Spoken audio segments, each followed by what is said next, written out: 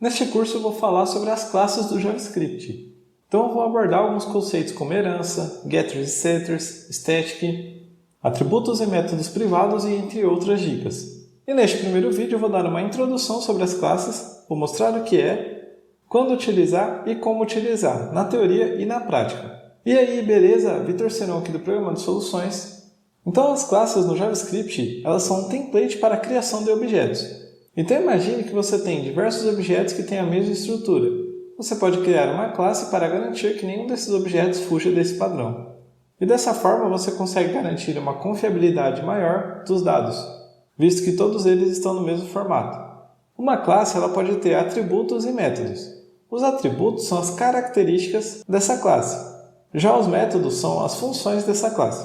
Então, quando que a gente vai poder utilizar as classes do JavaScript? Como eu comentei anteriormente, você pode utilizar quando quiser garantir que um grupo de dados tenha o mesmo padrão. Então, como exemplo, imagine um sistema de cadastro de pessoas. É comum que todas as pessoas tenham um nome, um CPF, uma data de nascimento.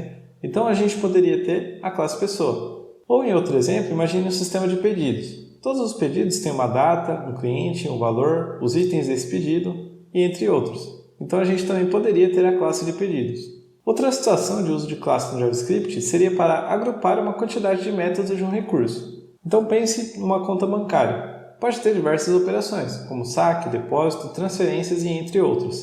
Todas essas funções fazem parte de uma conta, então fica mais fácil para poder escrever e gerenciar esses métodos estando tudo em um único lugar. Então, para poder utilizar, vamos ver um exemplo aqui utilizando a classe de pessoa.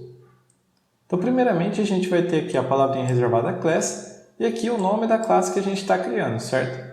E para o nome da classe, a primeira letra sempre tem que ser maiúscula, e caso tenha mais nomes aqui, então seja uma classe com nome composto, os nomes seguintes também tem que ter a letra maiúscula. A classe ela tem um método especial aqui, que é o método construtor. Esse método ele é executado sempre quando tem uma nova instância dessa classe. Então sempre quando eu for utilizar essa classe, esse método aqui é utilizado.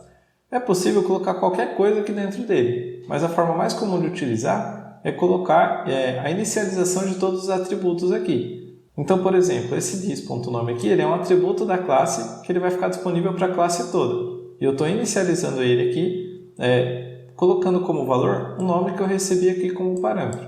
Então, o método construtor ele pode receber vários parâmetros aqui e esses parâmetros podem ser passados para os atributos da classe. Então, além aqui do método construtor, a gente também pode colocar diversos outros métodos aqui dentro dessa classe. Nesse caso aqui eu criei uma nova função, que é o método olá, e aqui eu posso colocar qualquer coisa dentro dele, é uma função normal. E nesse caso eu só coloquei aqui no console log mesmo, e ele vai colocar um olá aqui no console, e ele está usando aqui o atributo nome que foi instanciado aqui em cima, beleza? Então, bom, aqui eu tenho a estrutura base da classe, e para poder fazer uma nova instância dessa classe, eu vou atribuir essa instância aqui para a variável pessoa, e eu vou colocar a palavrinha reservada new e o nome da classe que eu quero instanciar. Então, no caso, new, pessoa. Aqui são os dois parâmetros que eu vou passar para essa classe. Então, José, que é o nome, e o 25 aqui, que é a idade, beleza? Agora aqui, com uma nova instância da classe dentro dessa variável pessoa, aqui eu posso acessar tudo que está dentro da classe. Eu poderia acessar o nome, a idade, e aqui eu acesso o método olá. Então, ele vai aqui dentro, faz a execução e coloca lá o disnome. Então, no caso, lá José, porque o José foi o que eu passei aqui na hora de criar a classe, beleza? Então, agora, vamos dar uma olhada na prática como que a gente pode criar uma classe. Então, eu tenho aqui um arquivo HTML normal, por enquanto ele está vazio, e a gente vai fazer a criação da classe aqui dentro da tag de script. Então, eu vou criar aqui a palavrinha reservada class.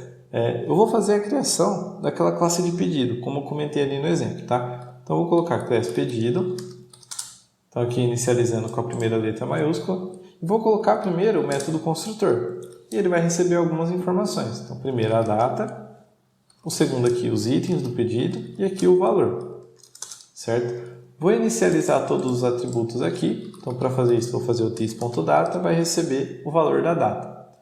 Vou duplicar aqui a linha e vou passar o dis.itens, e o dis.valor, beleza? Então aqui eu já inicializei todos os atributos dessa minha classe. Agora eu vou utilizar essa classe aqui de pedido.